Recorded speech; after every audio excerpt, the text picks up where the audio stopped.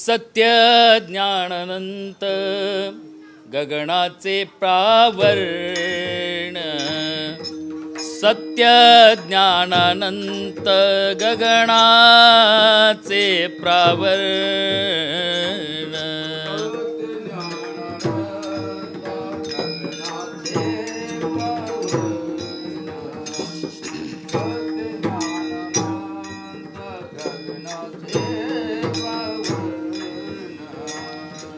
सत्य ज्ञानानंत गगनाचे प्रावरण, सत्य ज्ञानानंत गगनाचे प्रावरण.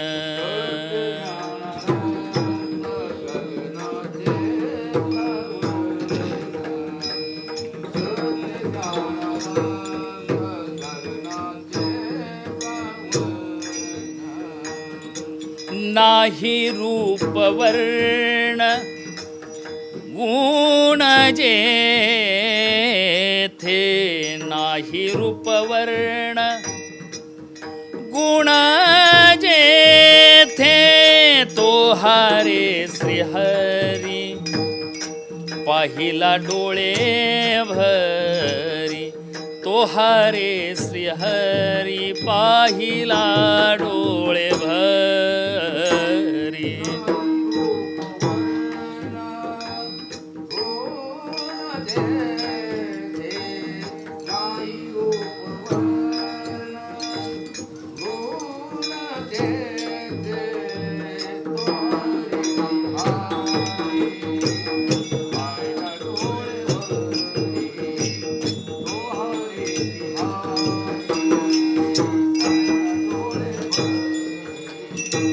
पाहता पहाणे दूरी सारोनिया,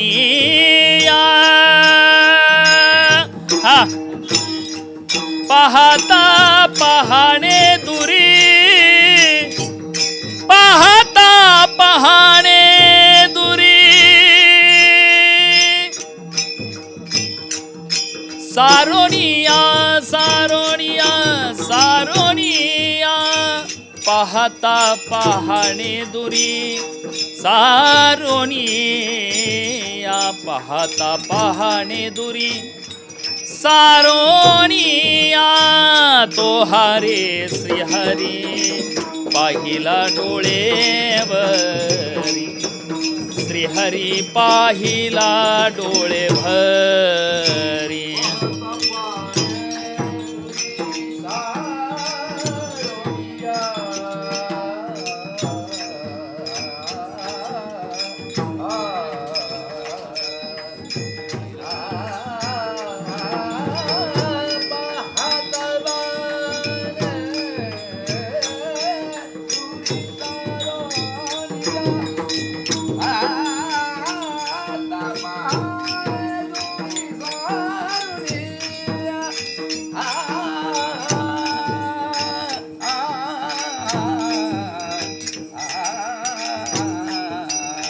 पाहता पहाणे दूरी सारोनिया, पाहता पहाणे दुरी सारोनिया, तो हरे श्रीहरी पाहिला डोळे भरी.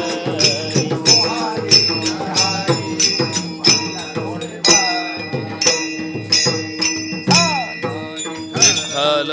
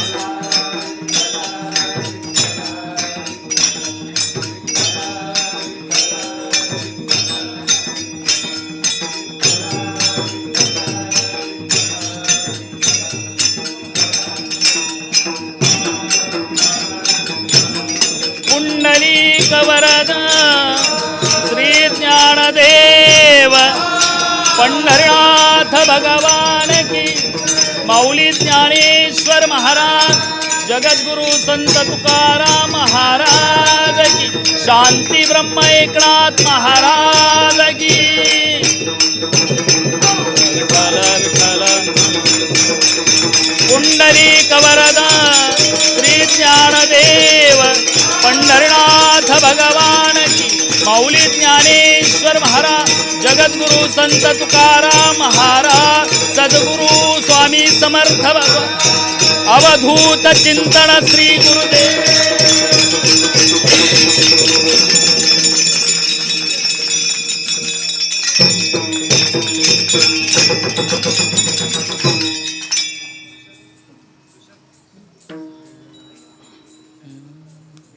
सत्य ज्ञानानंत गगनाचे प्रावरण, सत्य ज्ञानानंत गगनाचे प्रावरण, नाही रूपवर्ण, नाही रूपवर्ण गुण जेथे, तो हरे श्री हरी पाहिला डोळे भरी, पाहता पाहणे दुरी, पाहता पाहणे दुरी सारोनिया, तो हरे श्री हरी पाहिला डोळे भरी. ज्ञानदेव म्हणे ज्योतीची निज ज्योती, ज्ञानदेव म्हणे ज्योतीची निज ज्योती, ते हे उभी मूर्ती, ती ही उभी मूर्ती विटेवरी, तो हरे श्री हरी पाहिला डोळे भरी, पाहता पाहणे दुरी, पाहता पाहणे दुरी सारोनिया, तो हरे श्री हरी पाहिला डोळे भरी. पांडुरंगा करू प्रथम नमन, पांडुरंगा करू प्रथम नमन,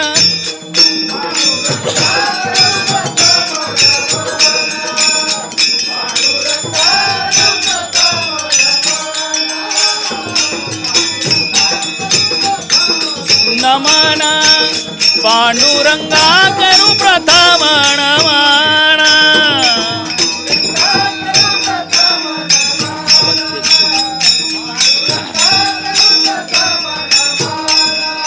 दूसरे चरण संतांची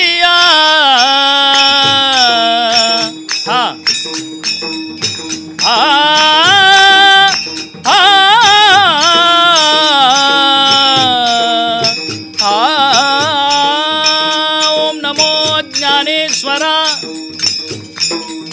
करुणा करा दयाळा,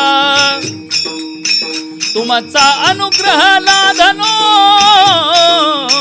पावन झालो चराचरी त्यांच्या कृपादाने कथे.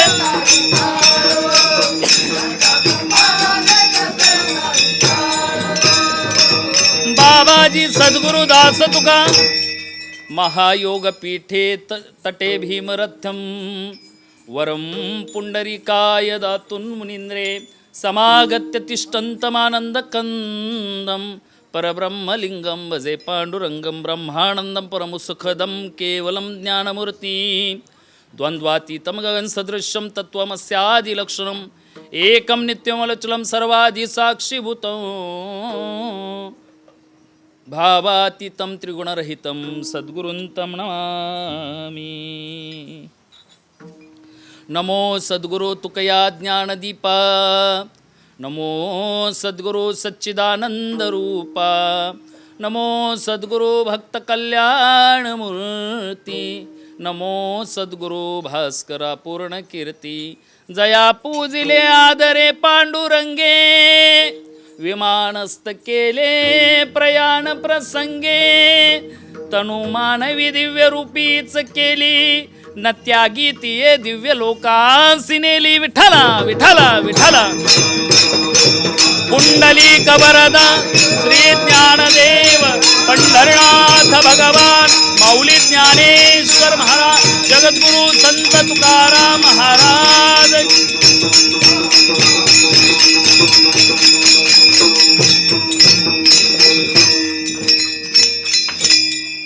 सत्य ज्ञानानंत गगनाचे प्रावर्ण नाही रूपवर्ण गुण जेथे. तो हरे श्रीहरी पाहिला डोळे भरी पाहता पाहणे दुरी सारोनिया. भक्तवत्सल भक्ताभिमानी दीनानाथ पांडुरंग परमात्मा भगवत स्वरूप श्रोतृवर्गाच्या चरणावरती साष्टांग प्रणिपात करतो. सेवेकरता निवडलेला अभंग जगद्वंदने जगश्रेष्ठ वारकरी संप्रदायाचा मूलभूत पाया ज्ञानोबाराय यांचा 3 चरणाचा भगवंताच्या तटस्थ लक्षणा सांगणारा अभंग आहे. विठ्ठल विठ्ठल.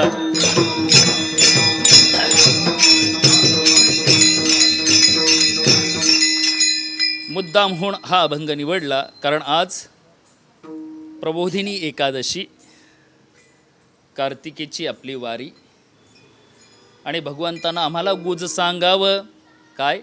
आषाढी कार्तिकी विसरू नका मज, सांगत असे गुज पांडुरंग. पण हा दुष्ट एक राक्षस आलाय साऱ्या जगावर. त्याने महासंकट आणलंय आणि त्या राक्षसामुळं आम्हाला आमच्या पांडुरंगाला भेटण्यासाठी प्रतिबंध निर्माण केला. विठ्ठल विठ्ठल.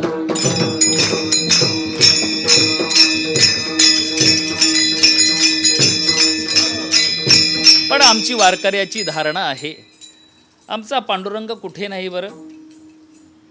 ज्ञानोबारायाच आम्हाला सांगतात ना, विठ्ठल जळीस्थळी भरला रीता ठाव नाही उरला. आज म्या दृष्टीने पाहिला विठ्ठलची विठ्ठल. दृष्टीनं देवाला पाहावं लागतं. म्हणजे पांडुरंग कुठे नाही हो, पांडुरंग तर कुठेच आहे. म्हणून पांडुरंगाची वारी आपली काही आणि बहुतेक अभिमानानं सांगावं वाटतं आपल्या ह्या मठामध्ये सद्गुरू बाबांच्या आशीर्वादानं हा उत्सव त्या महारोगाचं त्या राक्षसाचं सावट आपल्या मठावरती नाही आहे याचा आनंद आहे. विठ्ठल.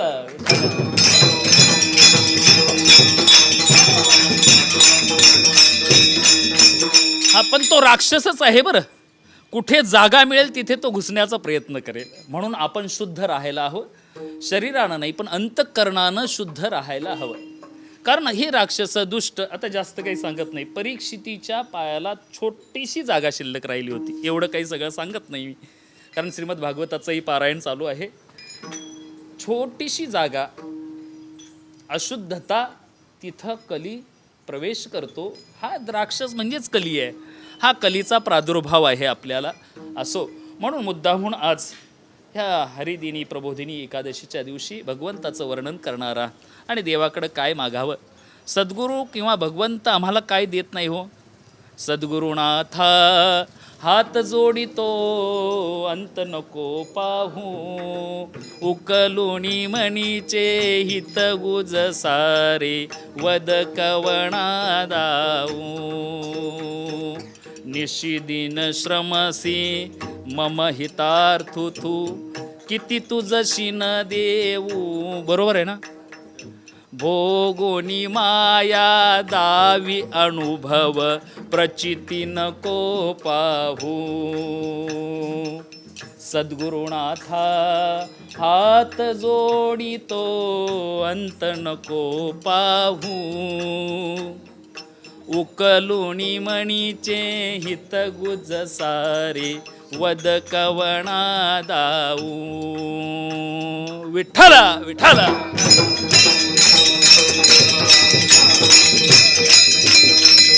म्हणून तटस्थ लक्षणा ज्ञानोबारायांची भाषा आहे. ज्ञानोबारायांचे शब्द काही सोपे नाही आहेत. तटस्थ लक्षणा सोपं करून सांगतो बघा. लक्षणा 2च, एक स्वरूप लक्षणा आणि तटस्थ लक्षणा. सहज सांगतो बघा. स्वरूपानं ज्याची सिद्धी होते त्याला स्वरूप लक्षणा म्हणावं आणि स्वरूपानं ज्याची सिद्धी होत नाही त्याला तटस्थ लक्षणा म्हणावं. विठ्ठल विठ्ठल.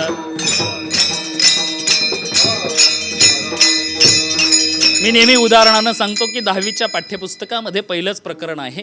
महानुभाव संप्रदायाचे प्रणेते चक्रधर स्वामी यांचं दृष्टांत नावाचं, की ते 6 आंधळे हत्ती पाहायला गेले. तुम्ही ऐकलं असेल, बऱ्याच जणांना माहिती आहे की आंधळे हत्ती पाहायला गेले. जो 6 जन्मापासून आंधळे हत्ती पाहायला गेल्यानंतर जो कानापाशी गेला तो म्हटला हत्ती सुपासारखा आहे, जो शेपटीपाशी गेला तो म्हटला हत्ती खराट्यासारखा आहे, जो सोंडेपाशी गेला तो म्हटला हत्ती मुसळासारखा आहे, जो पायापाशी गेला तो म्हटला हत्ती खांबासारखा आहे, जो पोटापाशी गेला तो म्हटला हत्ती भिंतीसारखा आहे. तुम्हीच सांगा हत्ती असा आहे का? त्यांना जी अनुभूती आली त्याला म्हणायचं तटस्थ लक्षणा, आणि आपण डोळ्यानं पाहतो याला म्हणतात स्वरूप लक्षणा. विठ्ठल विठ्ठल.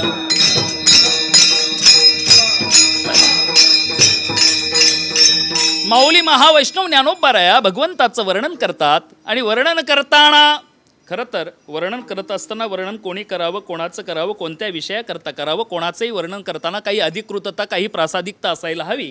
कोणीही कोणाचंही कुठंही आणि कसंही वर्णन करू नये. नव्हे तर कोणत्याही विषयाचा विषय मांडत असताना काही अधिकार असायला हवा. बघा, एखादा संप्रदाय असेल,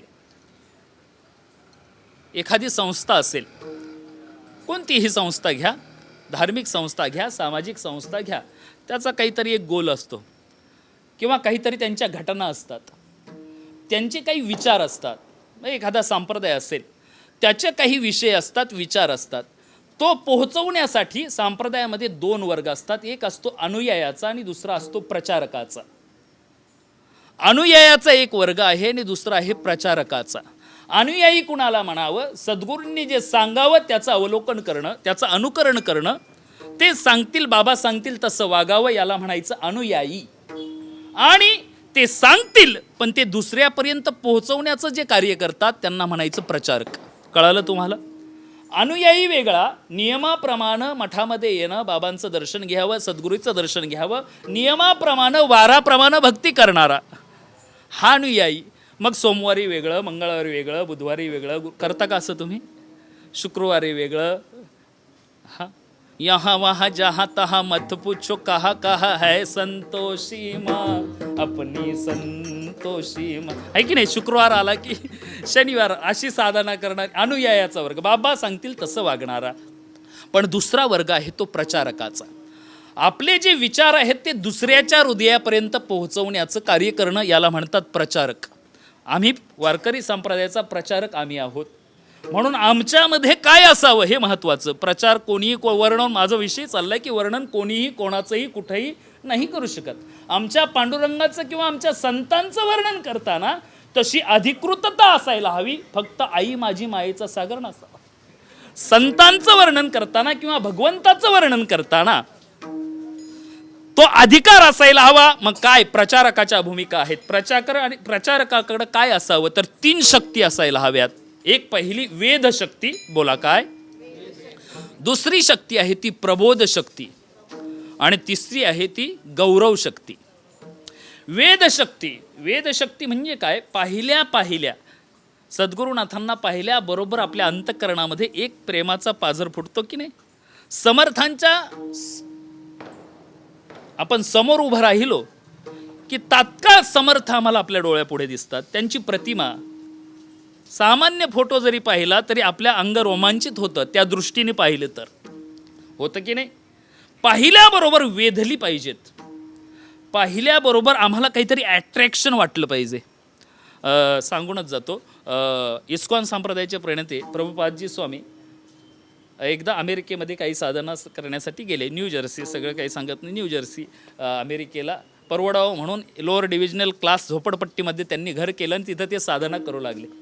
साधना करताना त्यांची साधना एकच, इस्कॉन संप्रदाय हरे रामा हरे कृष्णावाले एक साधना, जपमाळ घ्यायची, हरे रामा हरे कृष्णा कृष्णा कृष्णा हरे हरे, ते पहिलं कृष्ण म्हणतात ना, मग हरे रामा हरे रामा हरे हरे, हरे कृष्ण कृष्ण जपमाळ घ्यावी आणि जप करावा. ते ज्या झोपडपट्टीमध्ये राहत होते ती सगळी गर्दुळ्यांची वस्ती होती, सगळे चर्शी गांजेडी लोक त्या वस्तीमध्ये. त्यांनी पाहिलं की हे बाबा आपल्यापेक्षा फ्रेश दिसतात आणि मग ती गांजेडी लोक यांच्याकडे आकर्षित झाली. त्यांचं ते तेजस्विता पाहून, त्यांच्या चेहऱ्यावरचं ते चैतन्य पाहून, चैतन्यच होते ते, आकर्षित झाले आणि बाबाजींच्या जवळ आल्यानंतर म्हणू लागले, बाबाजी आप क्या करते हैं? म्हणजे नक्की तुम्ही काय घेता की त्याने तुम्ही इतके फ्रेश दिसता? नक्की कोणता ब्रँड वापरता तुम्ही?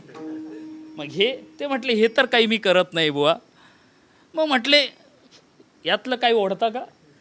मग नक्की काय घेता? ते म्हटले बाबा ते पण मी काही करत नाही. मग नक्की काय करता तुम्ही?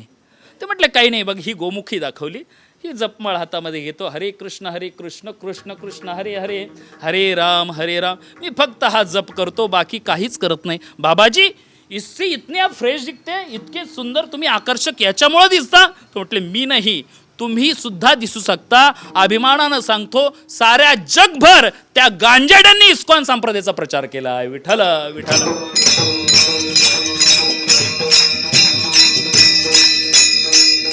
वेधली पाहिजेत. वेद आकर्षण, वेद शक्ती. आपल्याला पाहिल्या लोकांना वाटलं पाहिजे अरे वारकरी आहे, आपल्या जवळ लोक आली पाहिजेत, नक्की तुमच्याकडे काय आहे असं. तुम्ही इतके फ्रेश का? वेध शक्ती. दुसरी आहे ती प्रबोध शक्ती.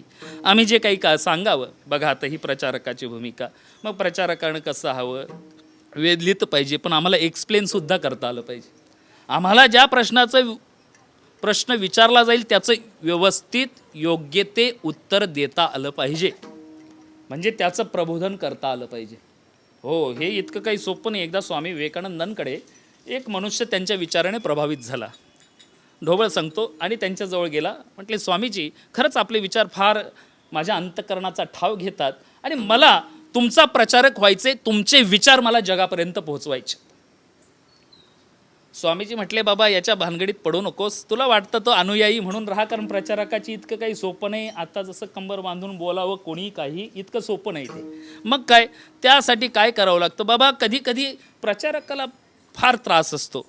आज या जागी, उद्या त्या जागी, परवा त्या जागी, आणि वेगवेगळ्या जागी विषय मांडत असताना आपल्या लोकांनी आपला ठाव घेतला पाहिजे. आपला प्रत्येक शब्द विषयाला सोडून नसावा. मग तो म्हटला प्रचार नहीं स्वामी जी, मैं तो प्रभावित हुआ हूँ, मुझे आपके विचारों का प्रचार करना है. तो बोला बाबा सोपं नाही, कशाला बाबा याच्या भान, नहीं मत करो. तो बोला नहीं स्वामी जी, मुझे करना है, आपके विचार सारे जगत में मुझे उसका प्रसार करना है. ते म्हटले बाबा लोक ऐकायला येणार नाहीत, कारण चांगलं लोक ऐकत नाहीत. आपल्या मठातली लोक नाहीत, चांगलं ऐकण्यासाठी लोक येत नाहीत. काही अशा गोष्टी आहेत की न जाहिराती करता लोक जमा होतात, पण इथं जाहिरात करून सुद्धा लोक येत नाहीत. नको बाबा. तो म्हटला नहीं स्वामी जी, मैं आपके विचार अगर सारे समाज के लिए, सर्वांसाठी जर मी सांगत असेल, कोणी आलं नाही तरी चालेल, जाता जाता लोक ऐकतील तरी यात मी समाधान मानेल. ते म्हटले ठीक आहे बुवा. काही दिवसांनी कोणी अरेंज केलं नाही, लोक येऊन बसली सुद्धा. पण बसल्यानंतर सुद्धा ते एकमेकाशीच बोलायला लागले, तुझं कोणी ऐकलं नाही तर. तो म्हटला स्वामीजी, मी यात समाधान मानीन, कमीत कमी माझ्या कार्यक्रमाला आले तरी. ऐकत जरी नसले तर जाऊ द्या, बडबड करू द्या एकमेकाशी, तुम्ही नाही करत बरं, पण तरी मी यात समाधान मानील की कमीत कमी येऊन बसले तरी. बरं बाबा ठीक आहे. ते बडबड, स्वामीजी त्याच्या पुढचं बोलू लागले. ते बडबड करता करता स्वतःशी नाही, ते तुलाच काहीतरी बोलू लागले तर. तो म्हटला यात मी समाधान मानेल, मला काहीतरी बोलायला लागले तरी, फक्त बोलतायत, मला शिव्या तर देत नाहीत ना, यात समाधान मानेल. ते म्हटले नाही, एखादा त्यातला उठलाच आणि तुला शिव्याच दिल्या तर. हाही प्रचारक काही साधा नव्हता बरं. तो म्हटला मला शिव्या दिल्या तरी मी विचार करील की फक्त मला शिव्याच दिल्या, मला मारलं तर नाही ना. तो म्हटला एखादा बिंडोक उठलाच आणि तुमच्या कानफडातच ओढली तर. प्रचारक काही सामान्य नव्हता. तो म्हटला स्वामीजी, त्यांनी तुमच्या विचाराचा प्रसार करताना माझ्या कानाखाली मारली तरी चालेल, मी यात समाधान मानील, माझा जीव तर घेतला नाही ना. स्वामीजी त्याच्याही पुढचं म्हटलं रे, एखाद्याला खूपच राग आला आणि त्यांनी जर तुझा जीवच घेतला तर. याच्या पुढचं उत्तर प्रचारकानं दिलं. म्हटलं स्वामीजी, आपके विचारों का प्रचार करते हुए मुझे मौत आई तो भी चलेगा, लेकिन मैं आपके विचारों का प्रचार करूंगा. याला म्हणतात प्रचारक. विठ्ठल विठ्ठल.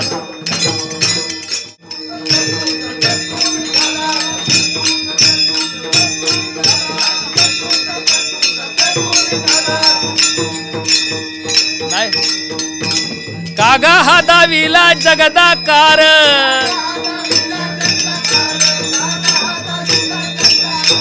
सांभाळी सांभाळी आपुले रे माया,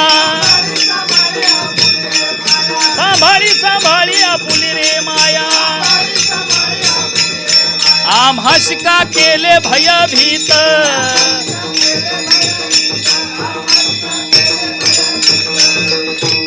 3 वेळा तुकोबाराय म्हणतात काय, सत्य तू सत्य तू सत्य तू. का बरं 3 वेळा? तर सत्याचा संकल्प, सत्याचा विकल्प आणि सत्याचा प्रकल्प. जास्त अवघड नाही सांगत. सत्याचा संकल्प वेगळा, कारण सत्याचा जर संकल्प असला, प्रमाणपाठ आहे तुमच्या, त्याचा दाता सत्य संकल्पाचा दाता नारायण. वेळही पुढे जातोय. दुसरा सत्याचा विकल्प, सांगू का नको सांगू? सत्याचा विकल्पही असतो. कधी कधी आम्ही स्वतःलाच देव समजतो. विठ्ठल विठ्ठल.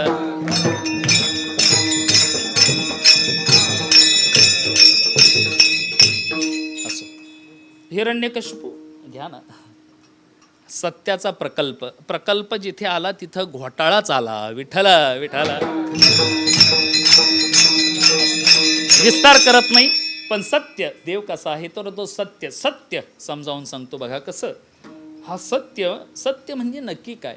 एकदा नारद महर्षी हस्तिनापुरी धर्मराजांच्या भेटीला आले. धर्मराज युधिष्ठिरांच्या. नारद महर्षींनी धर्मराजांना पाहिल्याबरोबर नारद महर्षींच्या मुखातून आपोआप शब्द निघाले, या सत्य प्रतिज्ञ धर्मराज या. असं म्हटल्याबरोबर धर्मराज खजील झाले. बघा, काही वेळेला एखाद्या माणसामध्ये सद्गुण असतात, पण त्याला ते सद्गुणाने जर आपण त्याचं वर्णन केलं तर ते खजील होतात. कारण त्यांना स्वतःची स्तुती आवडत.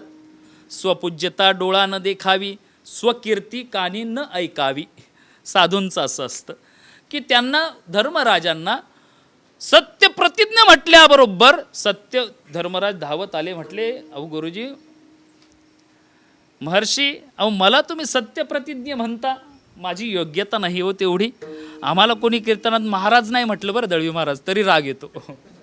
चुकून जर म्हणता म्हणता एखाद्याला आपण, काहींना महाराज म्हणावं पण काहींना नाही म्हटलं तर त्याचा राग येतो. आम्ही नसलो किंवा आम्हालाही महाराज म्हणण्याच्या आम्ही योग्यतेचे आहोत का? पण तरीसुद्धा आम्हाला महाराज जर एखादं म्हटलं नाही, बाहेर कुठं भेटला तर राग येतो की नाही? आमच्यात नसताना आम्हाला राग येतो. पण धर्मराज होते ते म्हटले, अहो तुम्ही मला सत्य प्रतिज्ञा काय म्हणता? अहो मला सत्य म्हणजे काय मला माहीत नाही अजून. आत्तापर्यंत फक्त मी वागतोय. मी वागत असताना मी सरळ चालतो आणि मी माझ्या स्वभावाप्रमाणे मी तसा वागतो. मला यामध्ये सत्यानं वागणं किंवा सत्य प्रतिज्ञा म्हणजे काय मला माहीत नाही. मुनी, महर्षी, मला सांगा ना सत्य म्हणजे काय? धर्मराज युधिष्ठिर नारद महर्षींना विचारतायत. बरं, विचारताही आलं पाहिजे. आम्हाला प्रत्येक प्रश्नाचं उत्तर श्रोता म्हणून ऐकता आलं पाहिजे. जर आम्हाला एखादी गोष्ट जर कळत नसेल तर गुरुजींकडं आम्हाला जाता आलं पाहिजे. धर्मराजांनी विचारलं नारद महर्षींना की सत्य म्हणजे काय मला सांगा. नारद महर्षींनी त्याची व्याख्या सांगितली, पण विचारल्यावर, सत्यस्य वचनम श्रिया सत्यम ज्ञानंच दुष्कृतम यद भूत हितम अत्यंतम एतत् सत्यम मतम मम. विठ्ठल विठ्ठल.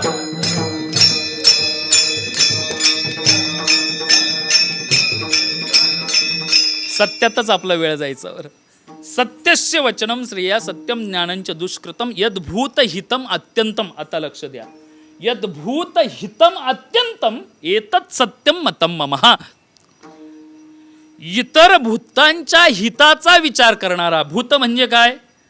तुम्ही म्हणता तसं भूत नाही बरं. भूत ती भूत नाहीत. तर भूत कुणाला म्हणावं? जे भूतलावरती राहतात त्यांना म्हणतात भूत. म्हणजे तुम्ही कोण आहात? कोण आहात? भूत आहे. एखादी मुंगी सुद्धा असली ती कोण आहे? भूत आहे. चिमणी जरी असलं तरी ते कोण आहे? कावळा जरी असला तरी कोण आहे? कुत्रा जरी असला तरी, आता हा उड्या मारणारा मुलगा जरी असला तरी तो कोण आहे? भूतच आहे. तो आता भूतासारखाच उड्या मारतोय. विठ्ठला विठ्ठला. आपण सर्व कोण आहोत? भूतलावर राहणारे कोण आहेत? यत भूत. आपण इतरांच्या हिताचा विचार करणारे. याला काय म्हणतात? काय म्हणतात बोला तुम्ही, इकडे लक्ष द्या. याला काय म्हणतात? भूत. इतरांच्या, मग हे भूतलावरचे आहेत. इतरांच्या हिताचा विचार करणारे वागतात त्यांना सत्य म्हणायचं. सत्य प्रतिज्ञा. यद भूत हितम अत्यंतम एतत् सत्यम मतम मम. उदाहरणानं पटवून देतो. बरं, आता सिद्धांत सांगितला, दृष्टांत सांगतो, सोपा आहे. कुरुक्षेत्रावरती युद्धाला प्रारंभ करण्या अगोदर बरीचशी, कारण क्षेत्रावरती युद्धासाठी क्षेत्र तयार करायचं होतं म्हणून जागा निवडली कुरुक्षेत्री. पण ती जागा काही पटांगण नव्हतं, युद्धासाठी पटांगण असायला हवं. मेट्रो कारशेडसाठी सुद्धा पटांगण असायला हवं. मग त्यावेळेला काय करावे लागते? वृक्षतोड करावी लागते. हा तिकडं नका जाऊ, इकडे. मग कुरुक्षेत्रावरती सुद्धा वृक्षतोड करण्याचं ठरलं. जागाही बदलली, बरीचशी जागा आजूबाजूची कांजूरपर्यंत घेतली, वृक्षतोड करण्याचं ठरलं. मग हत्तींच्या द्वारे, त्यावेळेला काही ते हे नव्हतं, काय म्हणतात ते, JCP, बुलडोझर, ते काय असतं ते, त्यावेळेला हत्तीवरून सगळ्या वृक्षांची तोड करत असताना श्रीकृष्ण परमात्मा आणि अर्जुन निघाले पाहणी करण्यासाठी. कुरुक्षेत्रावर युद्धाचं ठिकाण कसं आहे ते पाहण्यासाठी गेल्याबरोबर त्यांनी पाहिले एक वृक्षाला एक हत्ती उन्मळून काढत असताना ते खाली पडल्याबरोबर कृष्ण परमात्मा अर्जुन उभे होते. त्या वृक्षावरची एक चिऊताई म्हणजे चिमणी धावत आली आणि भगवान परमात्म्याच्या खांद्यावर येऊन बसली आणि देवाच्या कानामध्ये ती चिवचिव करू लागली, भगवंता, अरे तूच सत्य आहेस, साऱ्या जगाचं निवारण करणारा तू आहेस. मग देवा, का रे माझं वृक्ष हे उन्मळून पडलं, माझं घरटं खाली पडलं, माझं रक्षण करता हे देवा तूच आहेस, बाकी कोणी नाहीये. माझं रक्षण करणारा सुद्धा तू आहेस देवा, तू माझं रक्षण कर. कृष्ण परमात्मा गालात हसले आणि म्हटले, बाबा अगं असं माझ्या नका, मला याच्यामध्ये मी प्रारब्धामध्ये मी कोणाच्याही येत नाही, यामध्ये मी तुझ्यासाठी काही करू शकत नाही. कोण म्हणतोय? भगवान त्या चिमणीला, की मी तुझं संकट निवारण करू शकत नाही, तू माझ्याकडे का आलीस? ती म्हटली, नाही देवा, या जगात तुझ्याशिवाय माझं कोणच निवारण करू शकत नाही, मी फक्त तुलाच, एकट्यालाच मी तुला मानते, तूच माझं निवारण करू शकतो, या जगामध्ये कुणाचंच एवढं सामर्थ्य नाही. देव तरी म्हटले, अगं नको, मी काही करू शकत नाही, मला माझं प्रारब्ध बदलता आलं नाही तर. लहान असताना मला मोठमोठे राक्षस आले की नाही मारायला, माझ्या आईवडिलांचे जन्म कुठं झाला, माझा जन्म कुठं झाला? कारागृहात जन्माला आला. मी मोठ्या काही प्रसूतिगृहात नाही, मला बदलता येत नाही, प्रारब्ध कुणाचं मला बदलता येणार नाही. ती म्हटली, नाही देवा, माझा तुमच्यावर विश्वास आहे, बघा आता तुम्हाला काय करायचं ते, पण माझा तुमच्यावर विश्वास आहे, कारण उद्या युद्ध होईल, त्यावेळेला माझे बालकांना आता अजूनही उडता येत नाही, नुकतीच अंडी फुटली आहेत आणि त्यातून त्यांचा जन्म झाला आहे रे देवा, आणि अजून त्यांना उडण्यासाठी 3 हप्ते लागतील. त्यामुळं माझ्या बालकांसाठी देवा मी फक्त तुलाच वरले, त्वमेव शरणम गच्छ सर्व भावेन. हा श्लोक गीतेच्या अगोदर चिमणीनं देवाच्या कानात सांगितला होता. विठ्ठल विठ्ठल.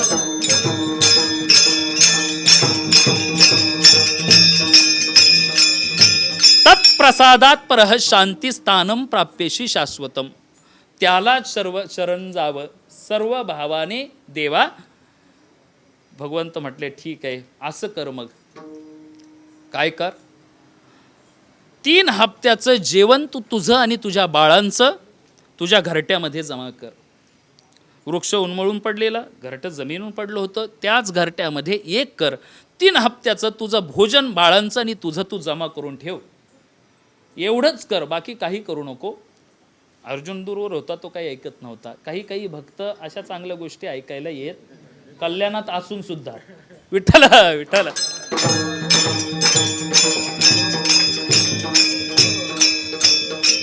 अर्जुन दूरवर होता आणि मग नंतर युद्धाला प्रारंभ झाला. अर्जुन भगवान शंख फुंकण्या अगोदर अर्जुनानं सांगितलं, दोन्ही सैन्यांच्या मध्ये रथस्थाप्तम अच्युतम.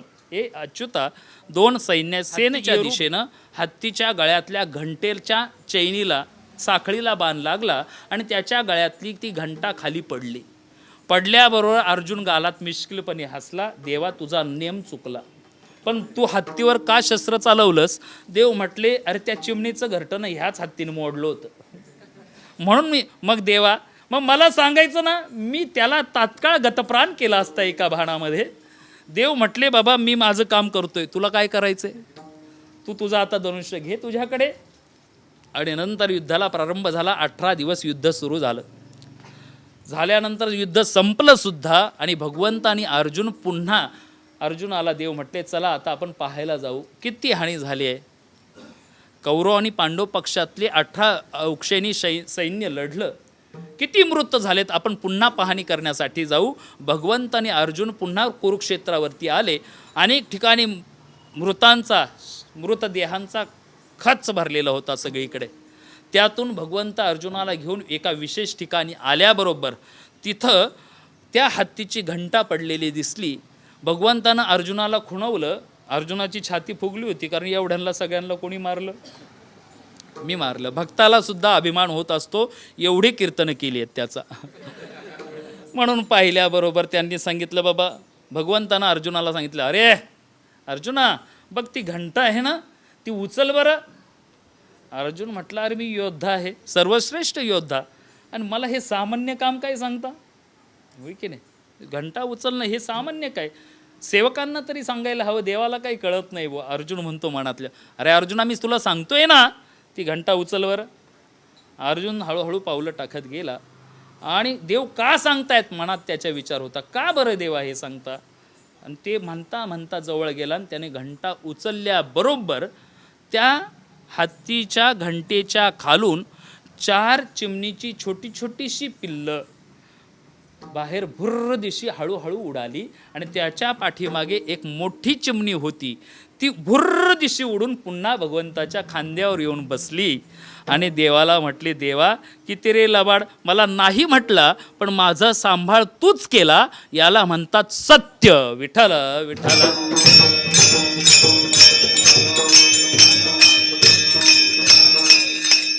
म्हणून आता कितीही लसी आल्या तरी बोलू का नको बोलू, आपल्याला कळत नाही नक्की स्कॅम आहे की काय. साहब एक सच है ना, आहे का नक्की कोरोना. इथं मठात आल्यावर वाटत नाही, असू शकतो, आहे बुवा, खरं साऱ्या जगाला त्रस्त केले त्याने. पण त्या लसीच्या मागे सुद्धा स्कॅम असेल की काय. मला आता भीती वाटते, उद्या आधार कार्डावरती प्रत्येकालाच ही लस घ्यावी लागेल. आणि तिची जर 4-5 हजार जर किंमत असली तर आमची कीर्तनच बंद येतो. आमच्या घरात 5 माणसं, काय सांगावं, काय करतील, फुकट देणार आहेत का. असं न बोललेलं बरं. पण एक आमचं रक्षण करणारा कोण आहे, तोच आहे. त्या चिमणीनं कुणाकडे लक्ष दिलं, कुणाला शरण गेली. म्हणून शरण जावे सर्व भावे, तो हा उतरील पार. या जगतामध्ये कोणत्याही संकटाला आम्हाला पार करून जायचं असेल तर देवाशिवाय कोणच नाही. म्हणून मास लावायचं, पण देवाचं नाव घेऊन. विठ्ठल विठ्ठल.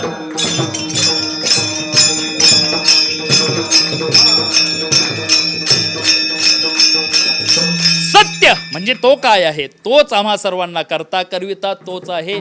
पोषितो जगाशी एकलाची, बाळा दूध कोण करीतो उत्पत्ती वाढवी, श्रीपती सवे दोन्ही. बाळ बघा जन्माला आल्याबरोबर दूध असतं थोडं थोडं, नंतर जसं बाळ वाढतं आपोआप दूध वाढतं, बाळ अजून वाढतं, बाळ आपोआप दूध वाढतं, बाळ अजून मोठं होतं, बाळ आपोआप दूध वाढतं की नाही. 1 वर्षाचं झालं आपोआप दूध वाढतं. खाण्याची सुद्धा तो सोय करतो साऱ्या जगाला. याला म्हणायचं सत्य. दुसरा शब्द आहे तो ज्ञान. ज्ञान म्हणजे काय, सत्य कळालं पण सत्याचं ज्ञान झालं पाहिजे. म्हणजेच नक्की काय, मी नेहमी सांगतो, एका कुटुंबामध्ये एक वडील आणि मुलगा होते. आणि बाप त्याचा नास्तिक होता आणि मुलगा आस्तिक होता. मुलगा रोज मठामध्ये येणारा, देवाची स्वामींची पूजा करणारा, आराधना करणारा, पण बाप कधीच मठात येत नव्हता. असे काही आहेत बरं, असतील बरं, आपल्या इकडे नसेल कोण पण आहेत. मुलगा येतो पण बाप येत नाही बाबा, अशी काही असतात. बापाचा विश्वासच नाही. तो म्हणतो नाही रे, हा निसर्ग आहे. कारण ही पृथ्वी ही निर्माण झाली कशामुळं, तो सायंटिफिकली सांगत होता की पर्वत होती, पर्वतही कशी निर्माण झाली वगैरे, पाऊस पडला, नद्या निर्माण झाल्या, नंतर अमिबापासून सृष्टी उत्पत्ती झाली, अमुक अमुक तमुक तमुक आदिमानव होते, आदिमानव, आणि मग नंतर परत ती माणसंच हळूहळू माकडच होती. असं म्हणतात बरं. माकडच होते आणि ते माकड म्हणजे तुम्ही कोण आहात? माकडच होती आणि ती माकडच हळूहळू माणसं झाली असं म्हणतात बुवा. तो सांगायला लागला सायंटिफिकली. पण मुलाचा विश्वास नव्हता. म्हटले पप्पा अरे हे आपोआप बाळा निर्माण झालं रे. मुलगा म्हटला पप्पा अहो असं आपोआप कधी काही निर्माण होतं का? आपोआप नाही निर्माण होतं, त्याला काहीतरी कारण लागतं. कारणाशिवाय कोणतीही गोष्ट निर्माणच होत नाही. पण बाप ऐकतच नव्हता. मुलगा मग हुशार होता. तो म्हटला एक दिवस बापाला समजावून सांगावं. मुलाने मग एक दिवस बाप झोपल्यानंतर मुलगा उठला. रात्रीच्या वेळेत त्यानं आपल्या व्हरांड्यामध्ये भिंत होती, त्या भिंतीवरती सुंदर निसर्गाचं चित्र काढलं. आखीव रेखीव सुंदर असं निसर्गाचं चित्र काढलं आणि इतकं सुंदर ना पाहिल्याबरोबर कोणीही मोहित व्हावं असं चित्र काढलं. आणि मुलगा नंतर झोपला. सकाळचा पहारी पप्पा सकाळचे उठले आणि येऊन पाहतात व्हरांड्यात. अरे रात्री झोपताना चित्र नव्हतं, पण कोणी इतकं सुंदर चित्र काढलं असेल बरं? ब्रश आणि कलर तिथंच पडले होते. बापानं पाहिलं आणि आवाज मारला, अरे बंड्या अरे बाहेर ये रे. म्हटलं अरे या भिंतीवर बघ ना किती सुंदर चित्र काढलं रे, कोणी काढलं असेल? मुलगा म्हटला बाप्पा मी तर झोपलो होतो, मला काही कळालं नाही, मी तर नाही काढलं. आणि आई पण इतकं सुंदर चित्र काढल वाटत नाही, नाही तर असं चित्र कायला केलं असतं. मग हे चित्र नक्की कोणी काढलं? तो म्हटला पप्पा मला असं वाटतं की हे ब्रश आहे ना आपोआप ह्या कलरमध्ये डुंबले असतील आणि आपोआपच हे चित्र निर्माण झालं असेल.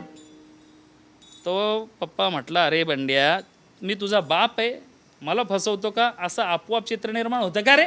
आपोआप ब्रश उडेल ना? पप्पा हे सामान्य भिंतीवरचं चित्र जर आपोआप निर्माण होत नाही तर हा निसर्ग आपोआप कसा होईल? याला म्हणतात ज्ञान. विठ्ठल विठ्ठल.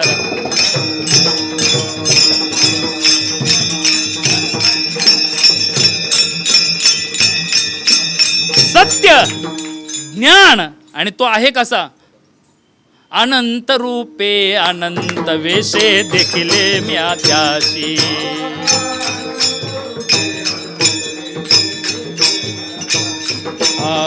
बाप रखुमा देवरु गुण बानली कैसी.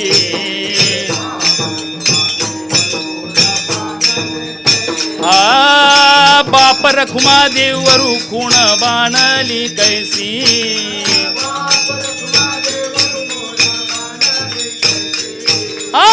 देखिला देखिला माये देवांचा देव.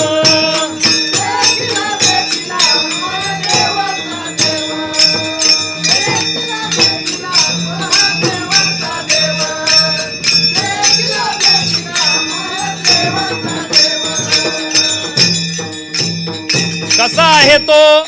सत्य कळालं तुम्हाला. ज्ञान आणि अनंत स्वरूपाचा गगनाचे प्रावण्य म्हणजे तोच आहे. सोपं सांगतो आता, कारण गगनाचं प्रावण्य सांगायला गेलं तर फार वेळ लागेल.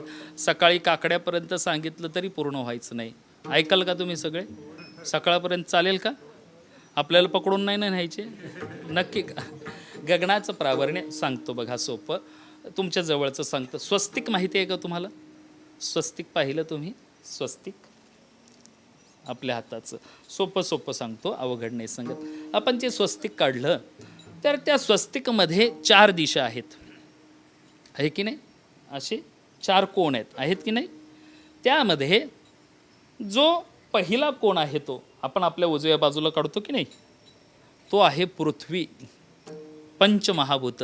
सोपं करतो लगेचच. पृथ्वी, वायू, आप, अग्नी. आणि मग तुम्ही म्हणाल 5वं कोणतं? तर ह्या सर्वांचा जो चौकोन मुख्य निर्माण होतो बघा, हा एक निर्माण झाला, हा एक निर्माण झाला, हा एक निर्माण झाला, हा एक निर्माण झाला. सोप्या भाषेत सांगतो, पण या सर्वांचा जो मुख्य चौकोन निर्माण होतो त्याला म्हणतात आकाश. आणि त्यालाच ज्ञानोबराय म्हणतात गगनाचे प्रावण्य. दुसरं काही नाही. सृष्टी उत्पत्ती होताना असं म्हणतात की ही पृथ्वी हा सूर्याचाच एक भाग होता. सूर्य प्रज्वलित दिसतो की नाही असं म्हणतात बुवा सायंटिफिकली. आता मी मौसम विभागात असल्यामुळं सायंटिफिकली काय म्हणतात की हा सूर्य आहे ना, हा आम्हाला प्रज्वलित का दिसतो? याच्या पाठीमागचं उदाहरण काय? सूर्य तप्त दिसतो की नाही? पृथ्वी हा त्याचाच एक भाग होता, कारण सूर्य हा अनेक हेलियमच्या कणापासून निर्माण झालेला, हायड्रोजनचे अनेक कण एकत्रित येतात आणि अनेक कण एकत्रित आल्यानंतर त्याचं रूपांतर हेलियममध्ये होतं आणि तो प्रज्वलित होतो. वारेच्या संपर्कामध्ये आल्यानंतर आपोआप तो पेटला जातो. सूर्य तसाच आहे, हायड्रोजनचे असंख्य कण एकत्रित आले आहेत, त्याचं रूपांतर हेलियममध्ये झालं. जे सायन्सला असतील मुलं त्यांना कळेल. आणि तो हेलियमचे म्हणजे हायड्रोजनचे अनेक कण त्यापासून झाले हेलियम आणि सूर्य प्रज्वलित दिसतो.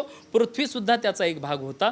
तो नवे नवे तर अनेक ग्रह जरी असतील तरी तो त्याच भागापासून निर्माण झाले. पण तदनंतर तो वेगळा झाल्यानंतर वायूच्या संपर्कात येऊन तो थंड होत गेला, बरोबर की नाही. नंतर मग त्याच्यावरती उत्पत्ती निर्माण झाली. मग आपण जसं आपण म्हणून निसर्गाचं त्या नियमाप्रमाणे तिथं पृथ्वीवरती उत्पत्ती निर्माण झाली. पण तरीसुद्धा पृथ्वीचा मुख्य अंश, प्रत्येक गोष्टीचं मूळ तत्व काय आहे. आता हा माईक आहे की नाही, हा माईक कशापासून आहे, कशापासून बनला, लोखंडापासून. लोखंड कुठून आलं, कुठून आलं, फॅक्टरीतून आलं. फॅक्टरीमध्ये ते कुठून आलं, पोलाद आहे. फॅक्टरीमध्ये कुठून आलं, खाणीतून आलं. खाण म्हणजे कुठं, पृथ्वीच्या पोटात. आलं कुठून, मुख्य. तुमची उद्या काय होणार आहे की नाही. आता हा कपडा सामान्य घ्या, कापडा म्हणजे कशापासून बनतो, कापसापासून. कापूस कुठून येतो, शेतातून. म्हणजे सगळ्याचं मूल तत्व काय आहे, माती आहे. पण ती माती मुख्य म्हणजे नक्की काय, तो अणू रेणू, ती माती प्रत्येकामध्ये असतं, तोच आकाशच असतो, दुसरं काहीच नसतं. गाडगं मडकं वगैरे आता ही उदाहरणं काही देत नाही. गगनाचे प्रावरण्य, मग तो आहे कसा, नाही रूपवर्ण गुण जेथे, तो रूपात्मक नाही, तो गुणात्मक नाही. मग कसा आहे तो, निर्गुण निराकार. निर्गुण निराकार तो भगवान पांडुरंग परमात्मा आहे. तो निर्गुण निराकार भगवान. रूप नाही, रंग नाही, नाही वर्ण छाया, निर्गुण निराकार एक तू ही रघुराया. ठीक आहे ज्ञानोबाराया, तुम्ही हे वर्णन केलं आहे, तो पाहिलाय का. ज्ञानोबाराय म्हणतात, हो मी पाहिला.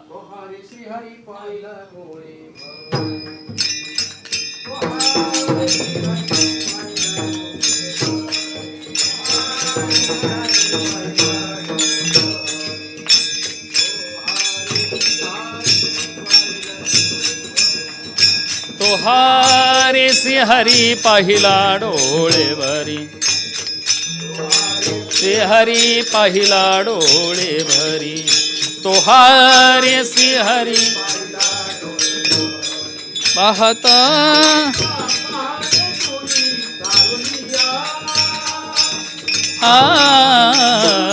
तो हरी पाहिला डोळे भरी.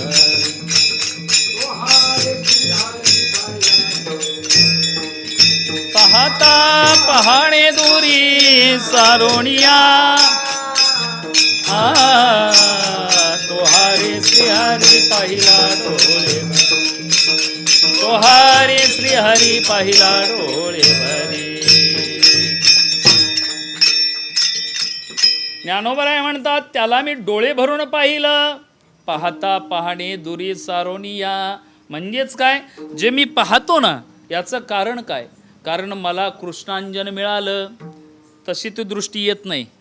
कृष्णांजन एक वेळा डोळा घालिता अंजन, तिमीर दुःख गेले फिटले भ्रांती प्रदळ. श्री गुरु निवृत्ती राया मार्ग दाविला सोज्वळ. बाप रखमादेवी वरू विठ्ठल दिनाचा दयाळ. काय, त्यासाठी श्रीगुरूंनी आपल्या नेत्रामध्ये अंजन घालावं लागतं, म्हणून तो देव दिसतो. पाहता पाहणे दुरी सारोनिया, कृष्णांजन माझ्या सद्गुरूंनी माझ्या दृष्टीमध्ये डोळ्यामध्ये डोळा घालिता अंजन. मग मी जे पाहत होतो, पाहता पाहणे दुरी, देखत होतो मागे पुढे सकळ. मग हे दृष्टी गेली वरी आले पडळ. ही वेगळं आहे की मला अगोदर सगळं दिसत होतं, पण मग माझी ही दृष्टी पाहण्याची गेली, डोळ्यावरती पडळ आलं. असो म्हणून मला तो भगवंत सद्गुरूच्या कृपेने दिसला तो. हरे श्रीहरी पाहिला डोळे भरी, पाहता पाहणे दुरी सारोनिया. हे पाहता पाहणे हे सगळं जेव्हा सारता येतं तेव्हा सूरदासाला सुद्धा देव दिसला. पाहता पाहणे दुरी सारोनिया, तुम्हाला आणि आम्हाला दिसत तो नाही, पण त्यांना सुद्धा तो दिसला. जे जन्मांध होते त्यांना सुद्धा तो दिसला. मग पण ज्ञानोबा पाहिला तुम्ही, आणि जो म्हणता त्याला रूप नाही, वर्ण नाही, गुण नाही. मग ज्याला रूपच नाही, जो रूपात्मकच नाही, जो गुणात्मक नाही, जो वर्णनात्मकच नाही, याला तुम्ही पाहिलं कसं? ज्ञानोबा म्हणतात त्याला पाहण्यासाठी ज्योतीची निजज्योती असावी लागते. तिसऱ्या चरणात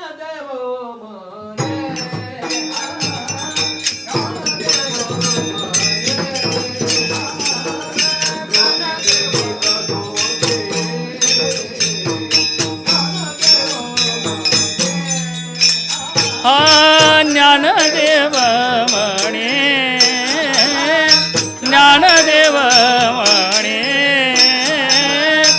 ज्योतीची निज ज्योती.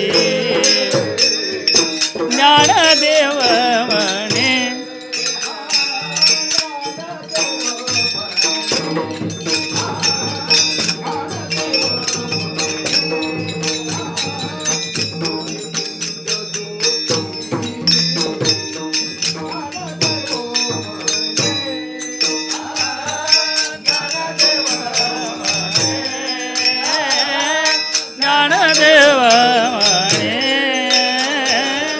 ज्योतीची निज ज्योती.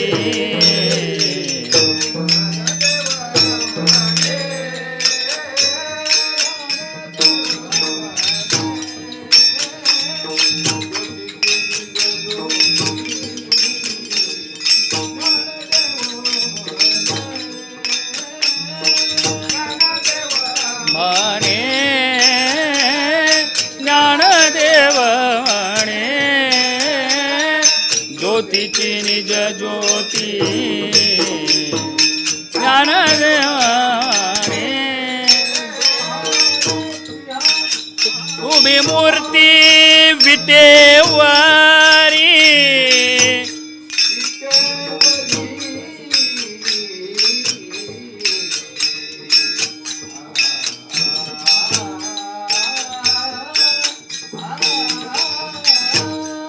ते हे उभी मूर्ती विटेवारी, विटेवरी.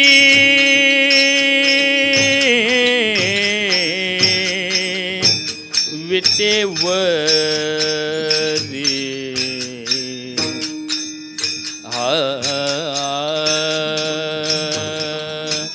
हे उभी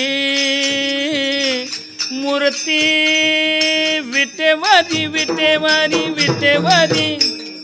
हे उभी मूर्ती विटेवारी, हे उभी मूर्ती. तोहारे श्री हरी, तोहारे श्री भरी. तोहारे श्री हरी, तोहारे श्री हरी, तोहारे श्री हरी. विठोबा रखुमाई. टाळी वाजवा भजन. विठोबा रखुमाई, विठोबा रखुमाई. बोला बोला.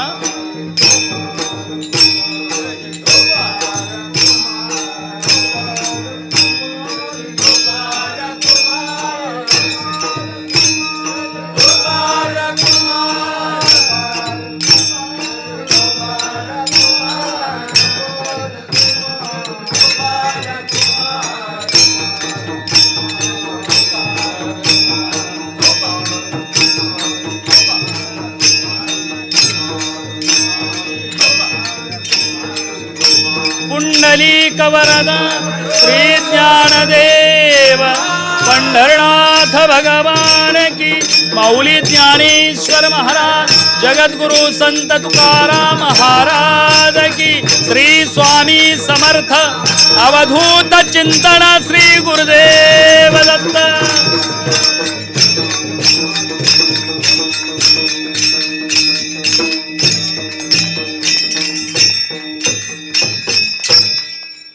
ज्ञानदेव म्हणे ज्योतीची निज ज्योती, तेही उभी मूर्ती विटेवरी. ही ज्योतीची निज ज्योती म्हणजे काय सांगतो, ऐकायचंय ना तुम्हाला?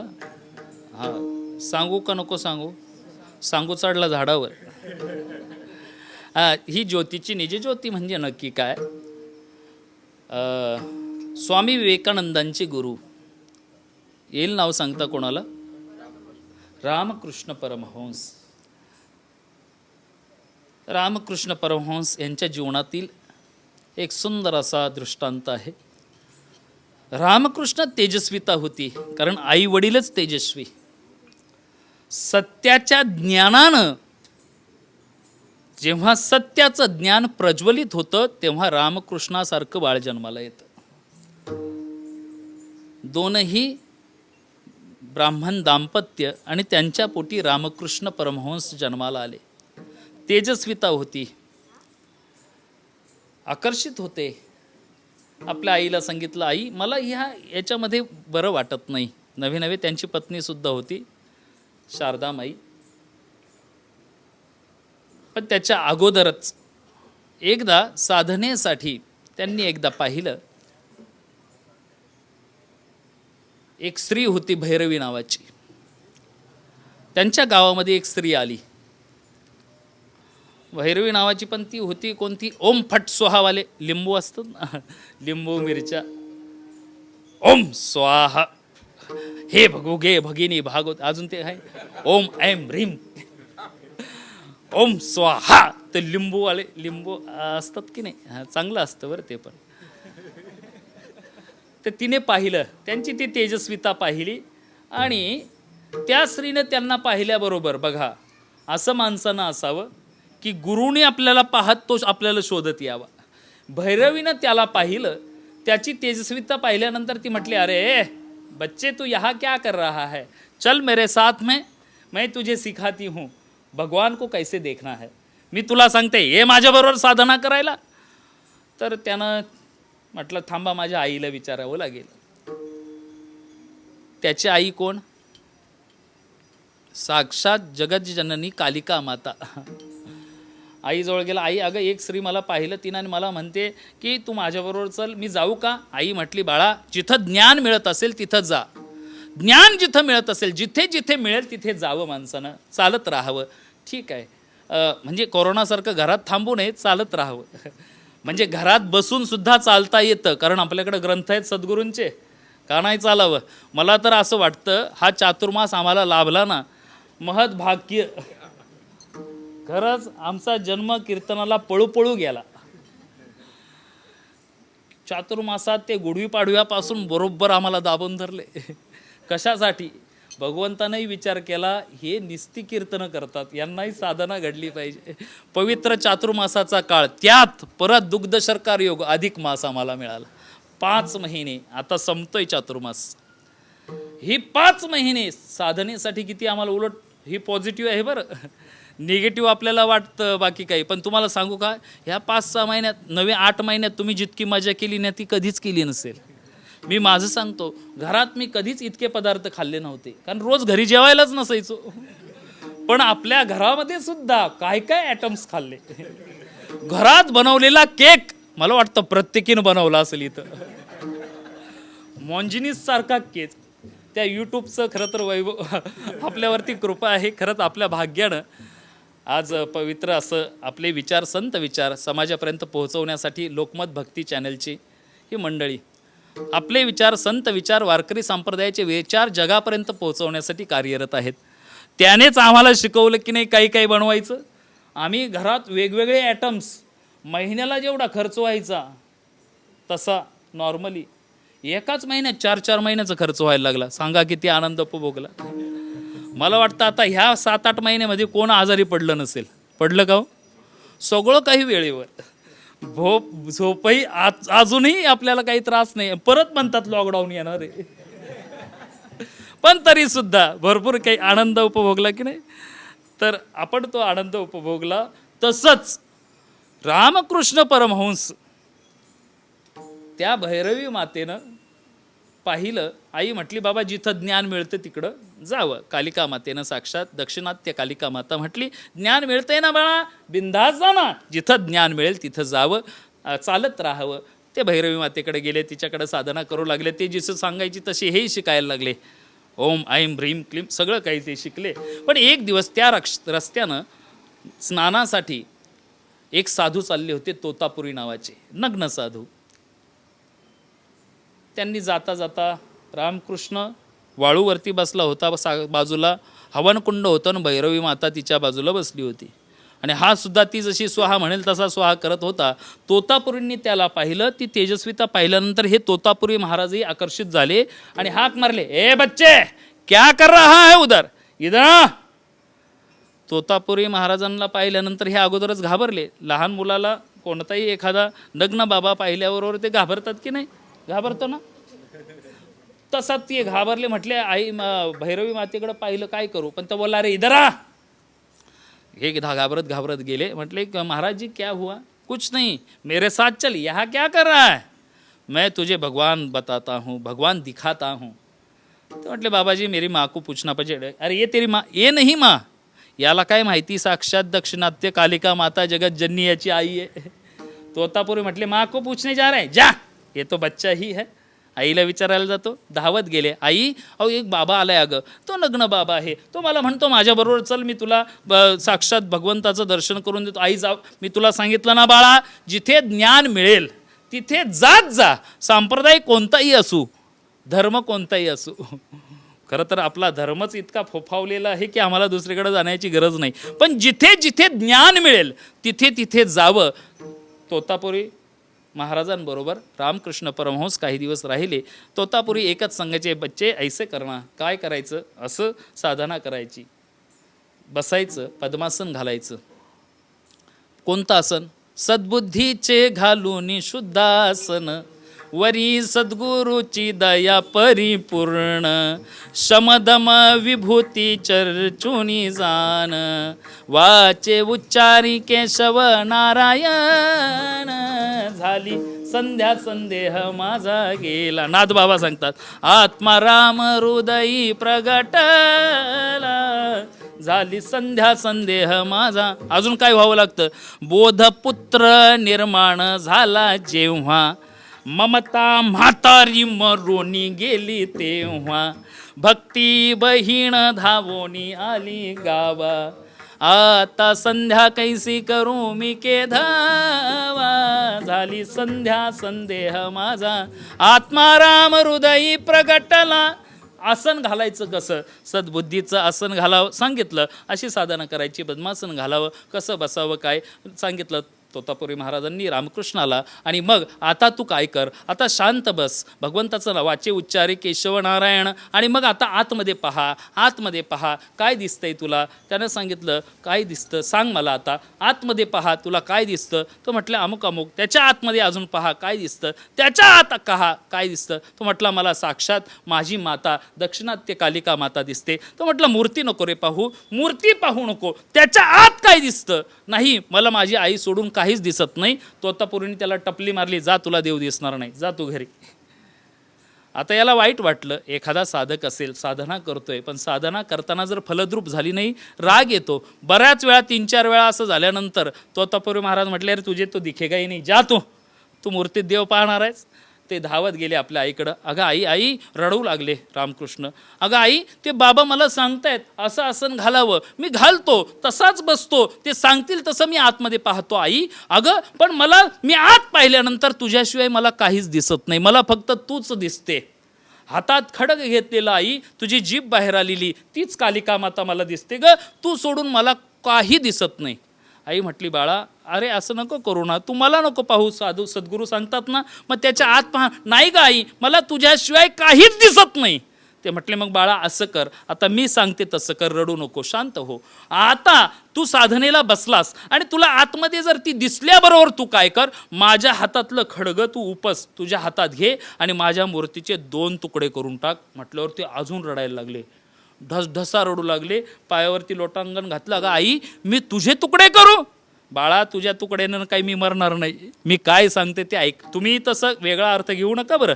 मग काय कर, ज्ञानरूपी खडगानं सत्याचं ज्ञान झालं, मग अनंतात तुला दिसायला पाहिजे की नाही, मग ज्ञानरूपी खडगानं माझ्या मूर्तीचे 2 तुकडे कर. न काष्टे विद्यते देवे, न पाशाने न मृण्मये, भावही विद्यते देवे, तस्मात भावही कारणम. माझे 2 तुकडे कर माझ्या मूर्तीचे. आणि बाबा सांगतो तसं कर. रामकृष्ण परमहंस पुन्हा तोतापुरीकडे गेले आणि तिथे साधना केली आणि त्यांना तसा देव दिसला. कसा?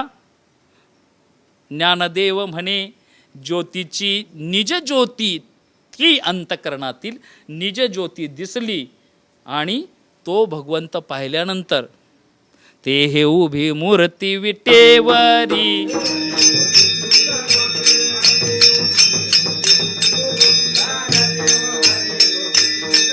ते हे उभी मूर्ती विटेवरी,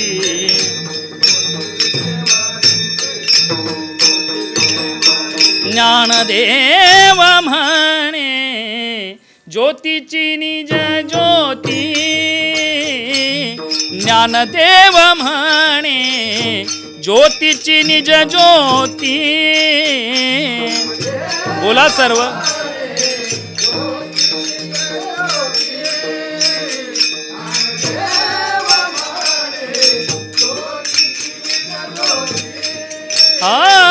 ज्ञानदेव म्हणे ज्योतीची निज ज्योती, ते उभी मूर्ती विटेवरी, तो हरे श्रीहरी पाहिला डोळे भरी, तो हरे श्रीहरी पाहिला डोळे भरी.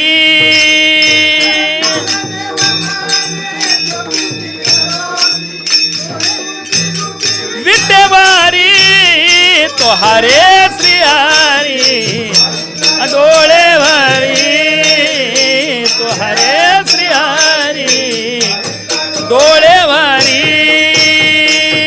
ज्ञानेश्वर माऊली, ज्ञानराज माऊली तुकाराम महाराज, ज्ञानेश्वर माऊली, ज्ञानराज महाराज, ज्ञानेश्वर माऊली, ज्ञानराज माऊली तुकाराम महाराज, ज्ञानेश्वर ज्ञानेश्वर ज्ञानेश्वर माऊली, ज्ञानराज माऊली तुकाराम, ज्ञानेश्वर माऊली, ज्ञानराज.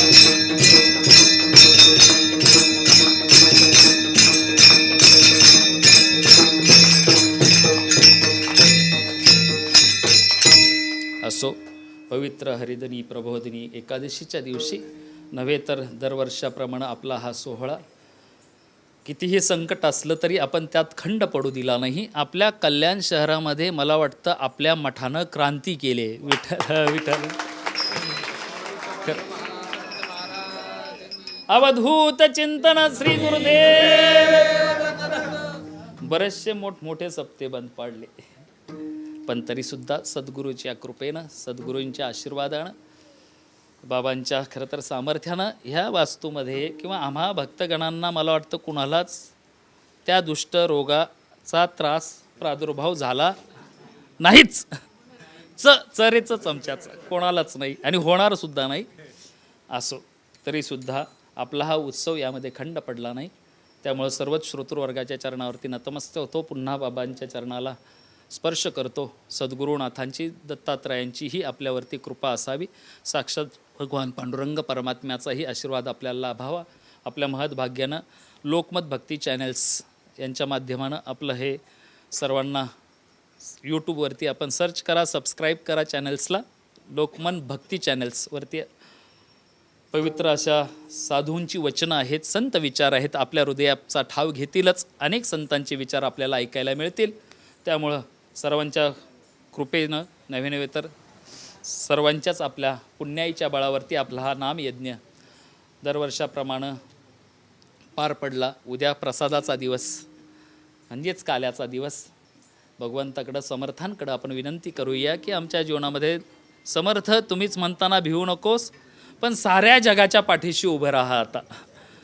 फक्त आमच्या नाही, भक्तगणांच्या नाही. कारण यद भूत हितम अत्यंतम, आम्ही ही साधना करतो आमच्यासाठी नाही करत, तर आमच्या कल्याण शहर नव्हे नव्हे तर आमचा महाराष्ट्र साऱ्या जगासाठी आपण साधना करतो ना.